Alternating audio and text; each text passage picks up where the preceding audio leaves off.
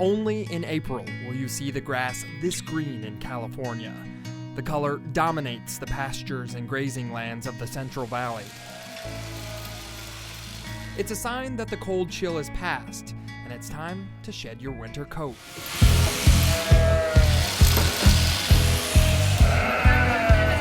It's sheep shearing season in Davis. There is a certain pattern that we try and do every single time on every single sheep. For the next few weeks, Chad Furlong and his fellow wool cutters will be racing through California to shear as many sheep as they can. We try and do it in a couple minutes, so we do 30 an hour. Would be really good. California is the #1 wool producer in the United States, with over 2 million pounds produced annually. Does this hurt the sheep at all? Not at all. It's perfectly natural. You have to shear sheep every year. Otherwise, the wool would build up, and then it would become very heavy for the sheep. Shearing generally takes place during the springtime. This allows the sheep to have a full wool coat during the winter and have adequate wool growth to avoid sunburns in the summer. Do inside here. You're getting really close down there. You got to get real close to your work. Yeah, so Chad makes it look easy, but believe me, it's not. We'll clean it up later, okay? That's probably good. This is an awful job. I am not good at this at all. Well, turns out nothing is easy about sheep shearing. There we go. Try separating dozens of babies from their very confused mothers. These guys aren't going to get a haircut. No haircuts today. Okay. So the work doesn't stop after shearing. Next, the wool needs to be processed.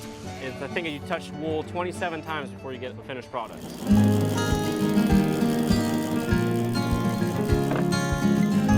To get the finished product, wool has to be milled. It's just amazing. There's hundreds of different breeds of sheep.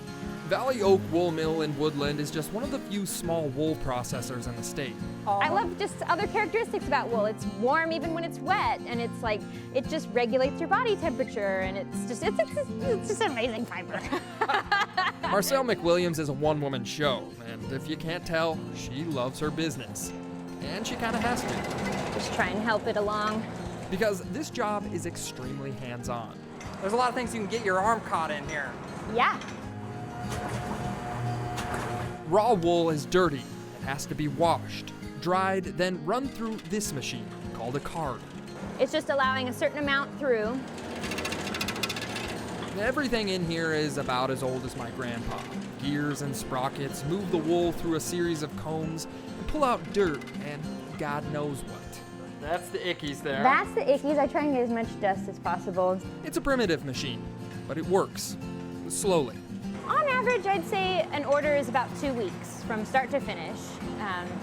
But an order has been already waiting for 9 months to a year. A 9-month wait is pretty typical for most wool mills.